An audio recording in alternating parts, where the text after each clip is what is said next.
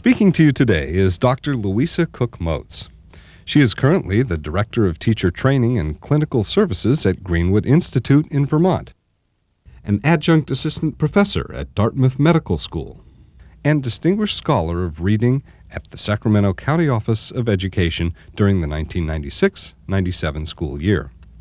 She is the author of a new book named Spelling, Development, Disability, and Instruction. She is also a consultant with the National Institute of Child Health and Development and is a member of the National Board of Directors of the Orton Dyslexia Society. Soon to be released, she is a co-author with Barbara Foreman of a basal spelling program for a major publishing firm and a co-author on a new test of written spelling.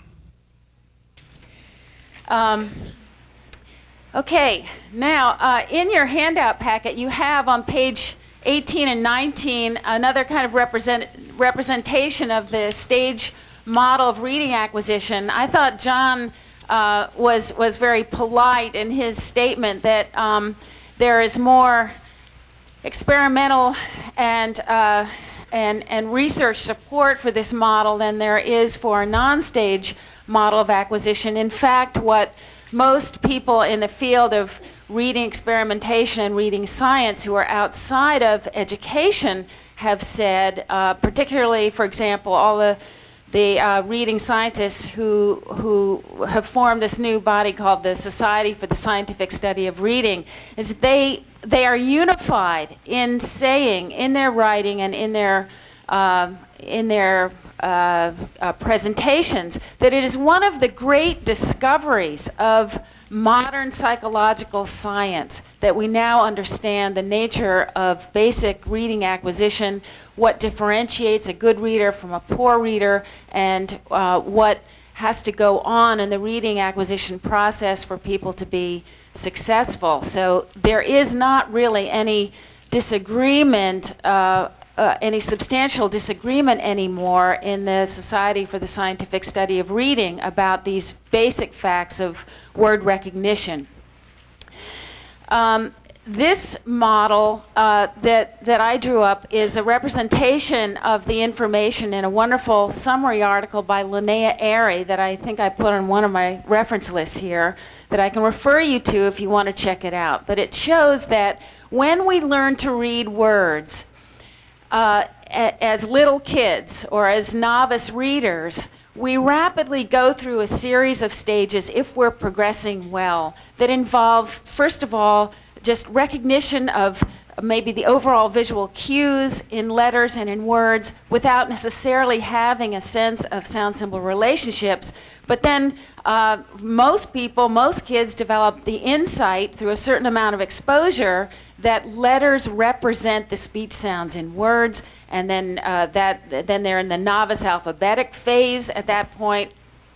And there is a kind of synthesis going on between their knowledge of letter names, which we hope they have at that point, and something called partial phoneme awareness, which maybe is the beginning awareness that words begin with certain sounds or end with certain sounds or have certain sounds in them, but not full-blown phonemic awareness, which would be the ability to detect all of the speech sounds in a word.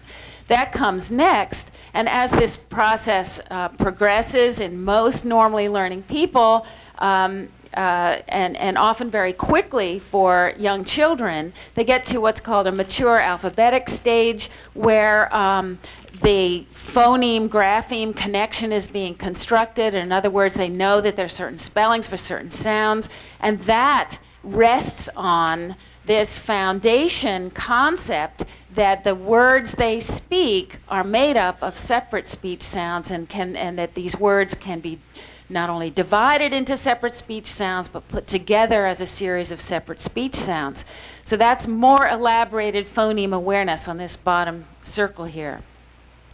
Now if that's progressing well, that's associated with a perceptual phenomenon that is characteristic of learning in general, which is that in order to be more efficient in our perceptual processes, we tend to cluster or group stimuli that are often seen together. So what we do if we're progressing well in reading is we learn to see bigger chunks of print as corresponding to larger units of sound. And that's where the recognition of word families begins to come in, and the recognition of syllable patterns and word endings. And that happens for most people, again, somewhat rapidly and fluently with a certain amount of practice. At the orthographic stage of reading, which is a result of the synthesis and amalgamation of these component processes that are both visual and auditory in a sense, we are able then to build up a reading vocabulary in memory, a recognition vocabulary. We're able to understand that words have patterns, and we store words in our memories according to these patterns and redundant perceptual features in both spoken words and written words. And that enables us to do things like read by analogy. When we see a word with E-A-K in it, that we think about a word we know, like steak or break, and we maybe read by analogy to that whole unit rather than breaking it down into every single speech sound. But that is a function of more proficient reading. That's something that happens down the line after these very beginning foundation skills have been developed. Now, without belaboring the theoretical model anymore, I want to now just get into the whole area of phoneme awareness, since we have both claimed, and it's not just us, but there is a substantial body of literature. This is hundreds of studies at this point that document the importance of phoneme awareness for beginning word recognition. I think we need to develop a very clear understanding of what that means and how it is different from phonics. So I'm going to play a few little games with you. Okay, the first thing I want you to do is when I say a word, I want you to hold up the number of fingers that represent the number of speech sounds you think there are in the word that I say. Okay? Now, I don't expect full agreement, so it's all right if you think that there are a number of speech sounds that are different from the person next to you, but what I'm interested in is the range of variation. Okay, how many speech sounds are there in the word happy?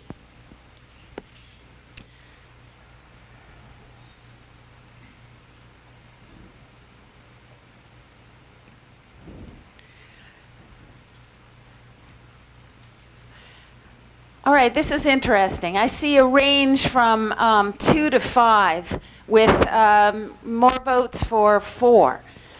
The answer to that is 4. There's a h, an a p, and a e. And one of the questions you would have is, are there 2 p sounds in happy? And the answer is no, there's only 1. If there were 2 sounds in happy, you would say happy, right? And you don't say it that way. You only make 1 speech gesture with a p. And also, some of you might be counting syllables as sounds. If you thought there were 2 in happy, there are 2 syllables, but there are 4 speech sounds. Okay, let's try another one. How many speech sounds are there in the word once?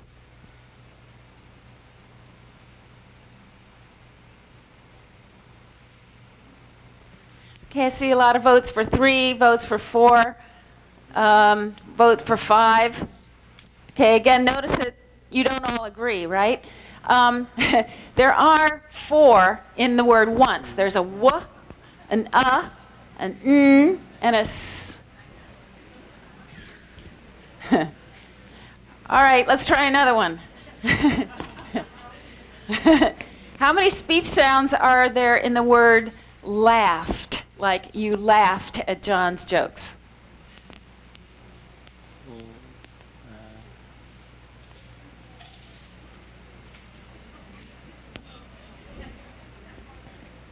I should have you hide your eyes and do this, I think. Well, you're better on this one. It is 4. O, A, F, and T. Notice that the number of speech sounds is not the same as the number of letters, obviously. And that's what I'm trying to do, is to get you to realize that the number of letters is often very deceiving and not equivalent to the number of speech sounds at all. These are my colored blocks. All right, now, to do this more on a kid's level, if we wanted the kid to show us how many speech sounds in go, there would be 2, right? G, O. And if we change that word go to goes, we've added one more different sound to the end, right?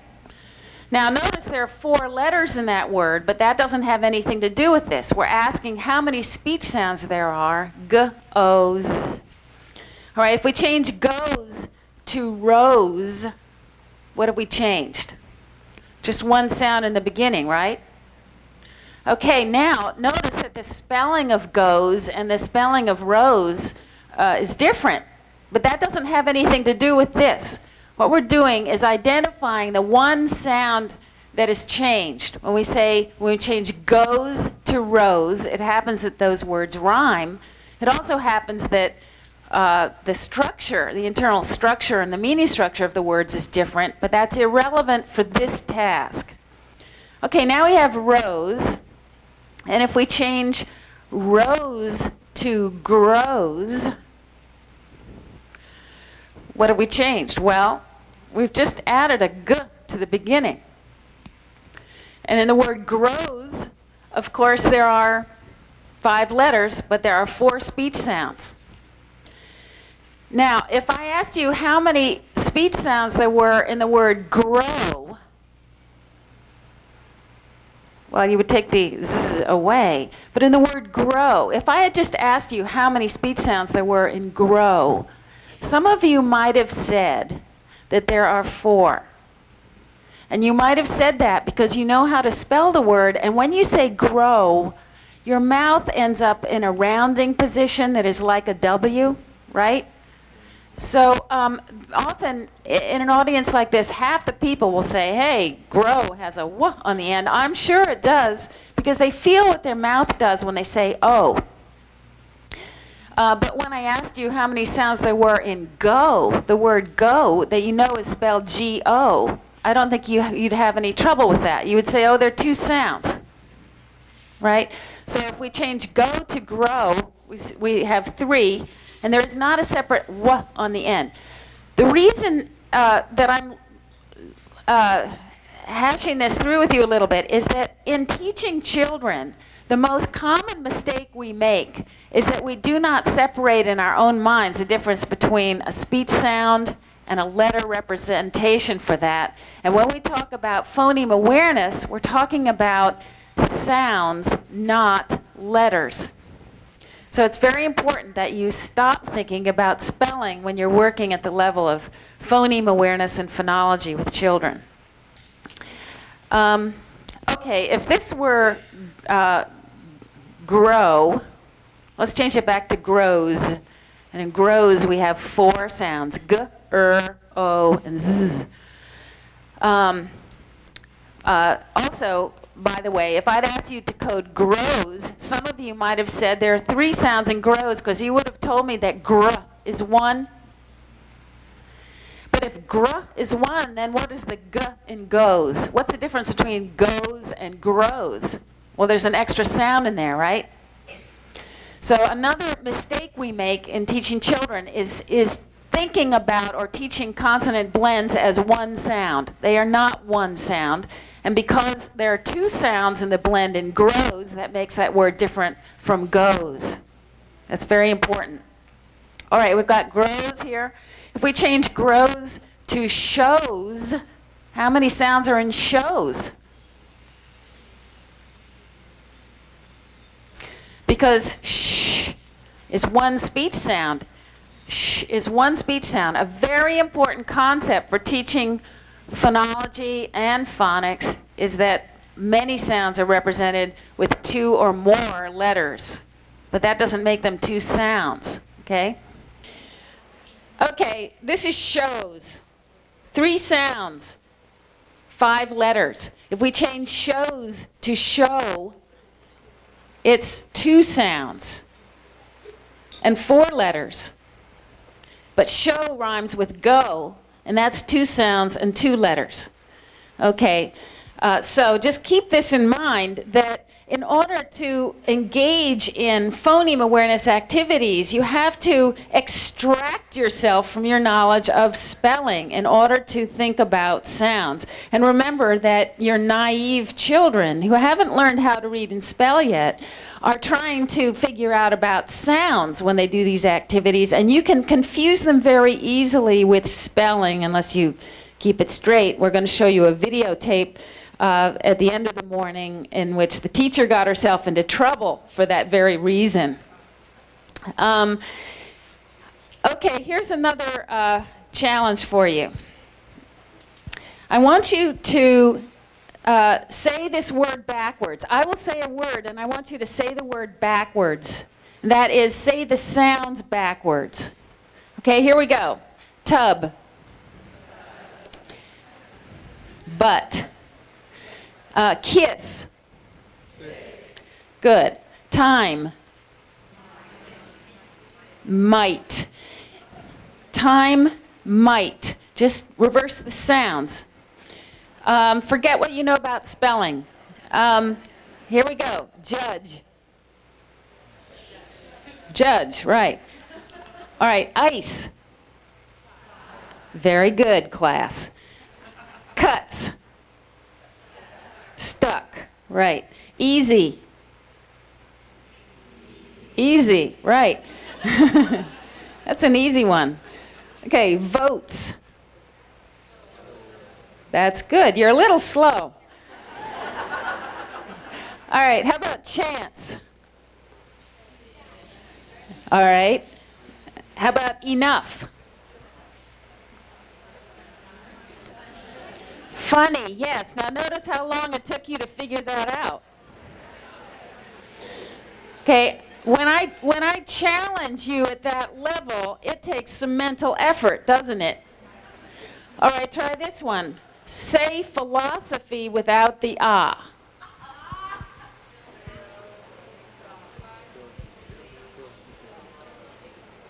All right, I have just simulated phonological impairment in a large audience.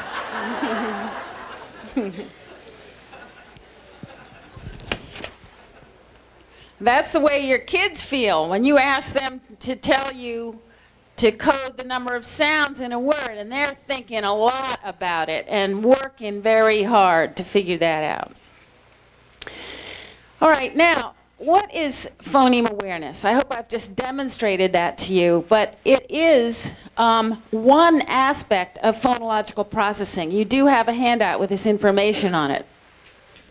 Phoneme awareness is the conscious awareness that words are composed of separate sounds and the ability to identify and manipulate those sounds. It is not the same thing as phonics, but this is more important. It is an aspect of phonological processing, and phonological processing is a much broader umbrella term for a whole level of language processing that figures prominently in learning to read and write, also in learning to speak a foreign language or a different language, also in many other related activities, and I've listed some of them here. Articulation, just the ability to say the speech sounds accurately that are in the inventory of sounds in a language, is an aspect of phonology that's very important. And one practical application this has in the classroom is that when you, the teacher of kindergarten, first or second grade, have children who cannot articulate the specific sounds in the language, those children, of course, are at risk for having analogous problems in word recognition and spelling. Word pronunciation. One of the differences between people who read well and people who don't read well is how quickly they can pronounce novel words accurately Hugh Katz at the University of Kansas has done a number of interesting experiments about this, and one of the tests he uses for a phonological processing problem is he asks people to learn a list of novel words and then remember them over a series of trials. And the people who are poor readers do that less well. Short-term memory. If I say to you, repeat this after me, 7, 9, 2, 4, 8. Say it back. 7, 9, 2, 4, 8. That's not bad, but I just did an easy one with you. That is an aspect of phonology or phonological processing. You remembered information that is minimally meaningful in your short-term or working memory and repeated it back. But if I asked you to do the same thing in about 30 seconds, you'd have no idea what you just did, because you used a short-term memory loop in your brain that is designed to hold information for a few seconds until it's processed and then discard it. It's a separate memory system for your memory for events, for example. But it is phonological, and it is the sort of instrument we use to do things like phoneme awareness activities. Memory for word form. People who are poor readers tend to have much more trouble just remembering the form of words, how they're spoken. That S-O-N-Y is Sony and not Sony. You know, I have a friend who has a history of reading disability who keeps saying Sony. And I say, no, that's your Sony. And he never gets it right. He cannot remember what that vowel sound is. And he's learned it the wrong way, and there it is.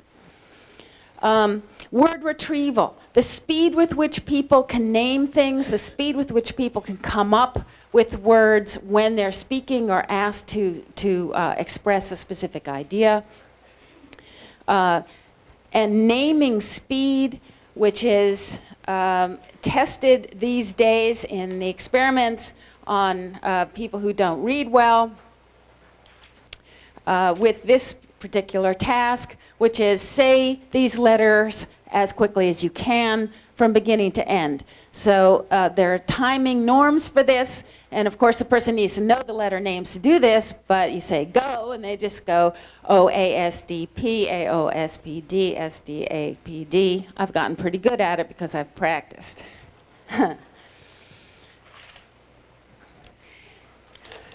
Okay, now, again, in the reference list I've given you, I've tried to, whoops, wrong one. I've tried to summarize some of what we know about the relationship between phonology and reading. Again, there's an enormous literature supporting these statements. I am not a proponent of phoneme awareness. And when people characterize this scientific foundation as a sort of philosophical argument or just a point of view, I have to take issue with that.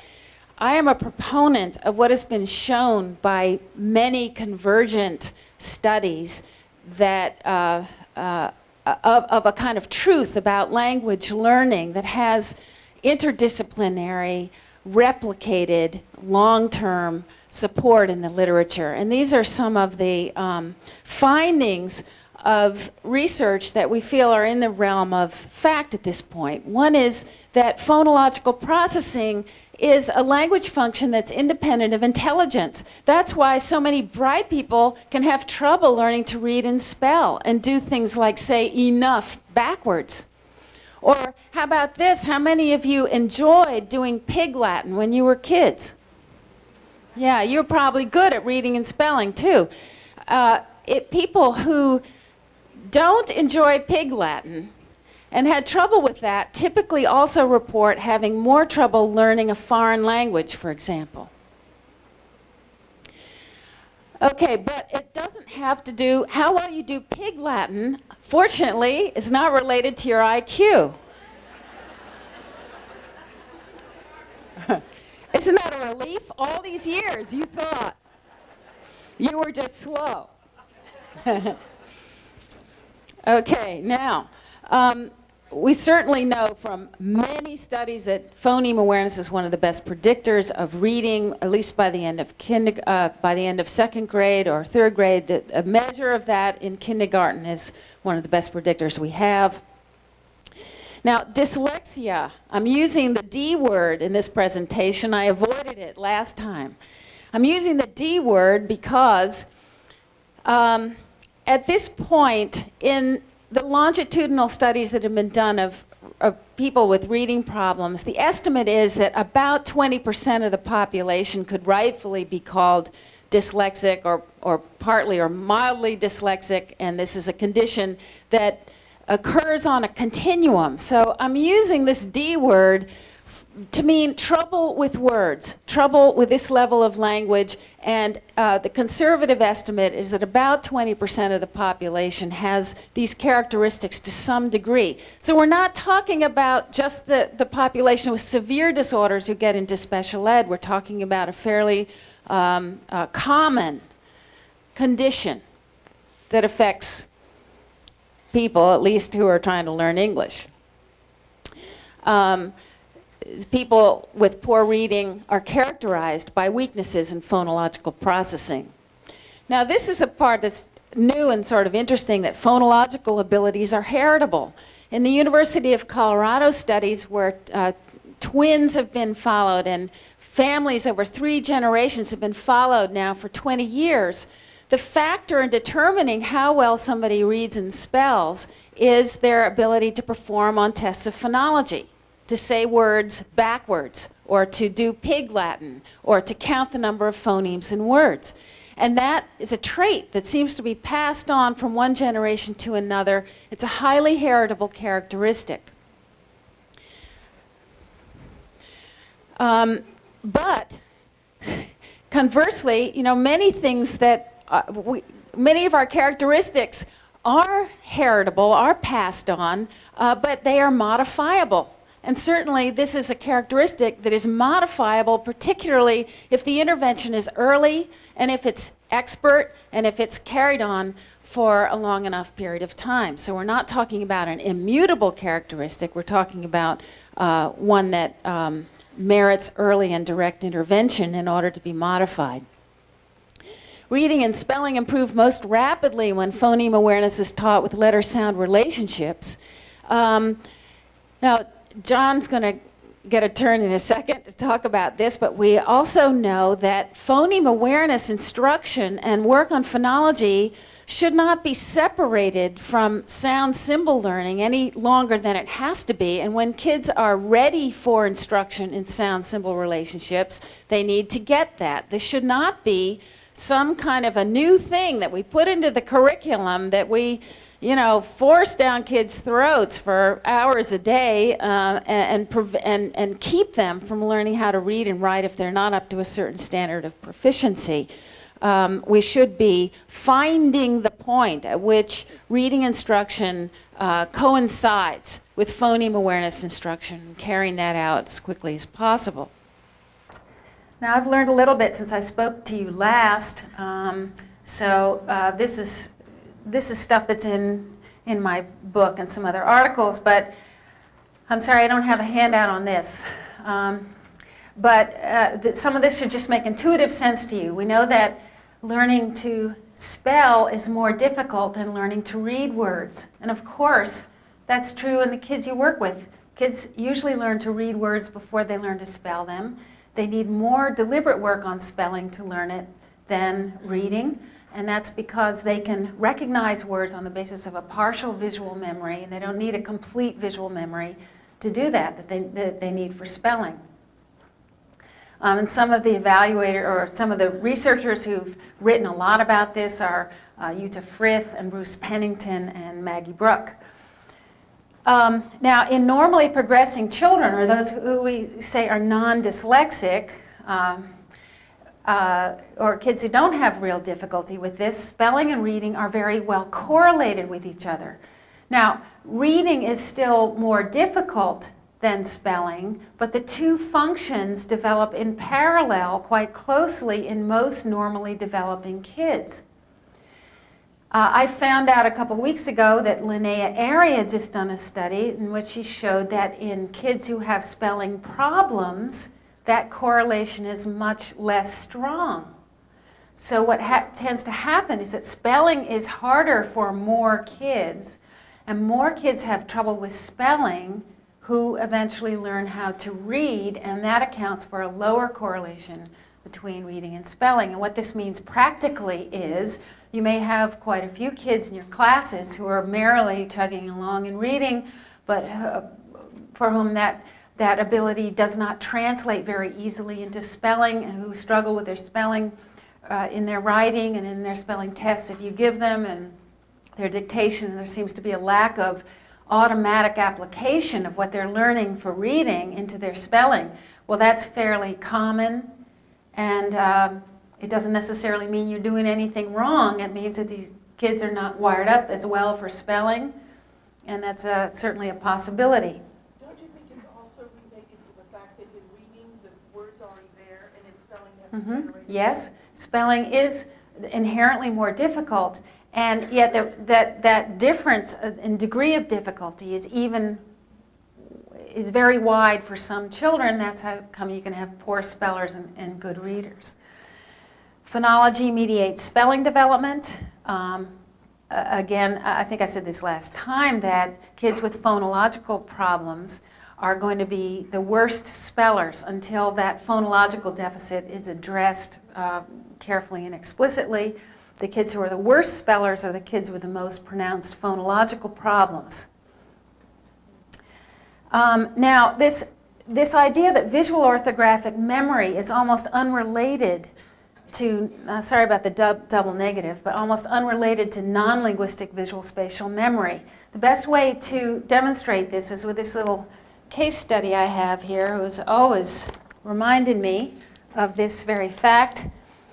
And this is what I use when I talk to psychologists, and I try to get psychologists to stop saying in their reports that if kids have good spatial skills, as in block design and so forth, that we should be using visual memory strategies to teach them to read and spell. In fact, there is no connection there between those two kinds of tasks. This is Michael, grade 7, who, I mean, you could just look at this. He has an IQ above average. This is his writing. No, this is Daniel. Dear Michael, today I'm going to take a trip to Hawaii. Trip is spelled T-R-I-T. And I am inviting you. There's no N in inviting. Inviting you when we are there. There's also no punctuation in this.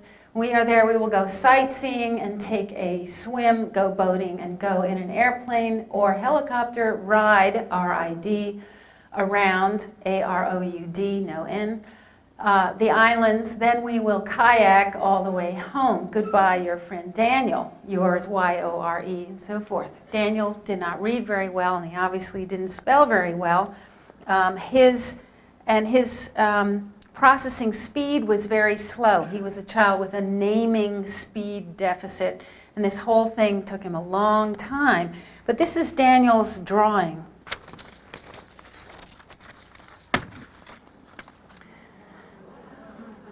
Daniel had never had any instruction in how to draw. He went to a poor rural school in Vermont where they didn't have an art teacher. It wasn't in the budget. But he won an award from the Governor's Council on the Arts for being so capable at graphic art. And this was something he just, drew off in my office after the spelling test was over. And it was a dramatic illustration for me of the lack of relationship between spatial reasoning that is non-linguistic, like this, and the ability to spell. There is almost no correlation. So if you are working with a psychologist who tries to convince you that a child with this kind of capability ought to have a good visual memory, that is a mistaken recommendation. It's one you should ignore.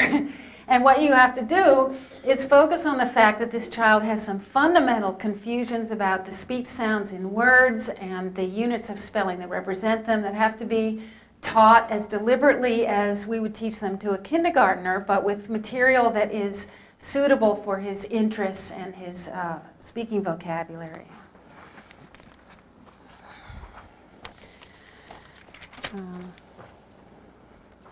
Okay, now this is the main thing. This last point I put on here is the main reason why it's imperative that we try to teach children about the structure of the language and the links between speech and print at the level of phonology, syllabication, and morphology, and the relationships among those levels of word structure to meaning. And that is that psychologically, what the poor speller lacks is sensitivity to language structure. What the good speller has is sensitivity to language structure. For the good speller, it is not a problem that the word gentle can be divided one way to make syllables and another way to make morphemes.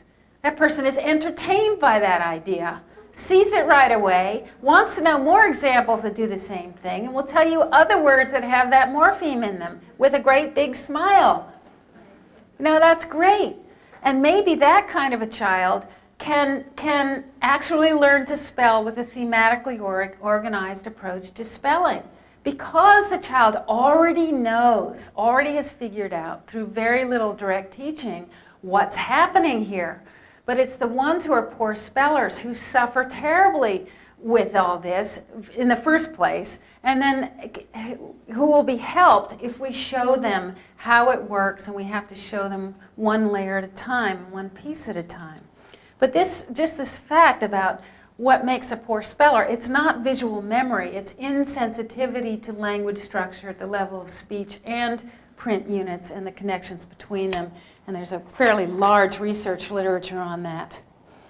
In fact, Frank Valentino has shown repeatedly that it's not a visual memory issue for kids who are poor spellers.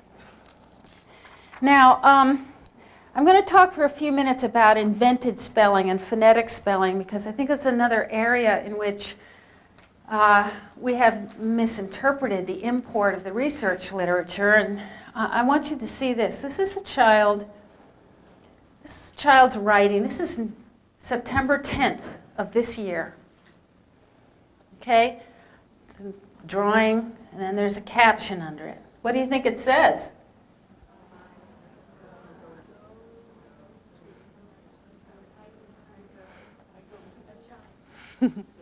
Well, I don't know what it says. I don't have any idea. This child is pre-phonetic, or maybe has some sense of beginning consonant sounds, but it's hard to tell. I mean, there's an I and a G and a T, period. That's it. That's the story. Okay, now, this is the same child after 6 weeks in first grade. This is journal writing, okay? I went to the birthday. Me and Cassidy made our bedroom into a haunted home. I showed my Gram and Gramp.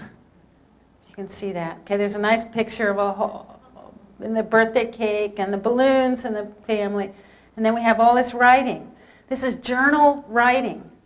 How did this kid get from one I showed you on September 10th to this one on October 18th, I think it was? The child was taught directly and carefully by the teacher to spell, to read, and to write. It was not left up to chance. And this is a child in a classroom, fortunately, where the teacher was using a very well-constructed total program working on all aspects that are in the front page of your handout, but doing this part of it systematically. And what the teacher did was 2 dictated sentences a day, but they were done interactively as a teaching activity, not as just a testing activity. And she would say a sentence, and the kids would have to count the number of words in that and put the right number of lines down where they were going to write the words. And then she'd go over each word and say it slowly, and the kids would say what the sounds were in the word and try to write it. So they got that kind of practice. And they also learned their sight words, 1 or 2 a week from the beginning. This teacher didn't wait for anybody else's advice that you do this in the beginning of or middle of first grade. She started right out. But what's so impressive to me is the rapid generalization And if we had just looked at this child's writing in the beginning of first grade, we would have thought, well, this kid needs 8 weeks of phoneme awareness, and then maybe we'll work a little sound symbol something in there. You know, this teacher said, wait a minute, I think these kids can learn, and she went for it. And here we have some inventive spelling strategies that are certainly typical of kids this age, but this child has learned a great deal about how the whole thing works and is using that spontaneously in his journal writing. Now, the reason I want to call your attention to this is to get you to think a minute about what we're doing when we encourage kids to invent spellings and use temporary spellings. What we are doing is ensuring that they are sensitive to the sounds in speech, and they can represent those in some logical way using their knowledge of alphabet, letters, sounds. But it shouldn't go on forever. It really shouldn't. There's a lot else to learn, and kids have to, once they get to that step, and it's a wonderful step, it's an important step. When they're at that step, they need to be expected to go beyond it and learn the content of the spelling system and how it works, because if they're glued to this level, they will be writing as if they were Serbo-Croatians, and then that's not all that adaptive. I guess the point is, teach it explicitly, teach it directly, don't shy away from that. Take things out of context when you need to, have an order in a system, teach phonology in a direct way that's linguistically accurate. If you can find a system that does that, get supervision if you haven't any idea how to do it. Use commercially prepared materials if they are better than what you can make up spontaneously until you get better at it. And you're going to get results really fast. So I guess that's about it. Thank you very much.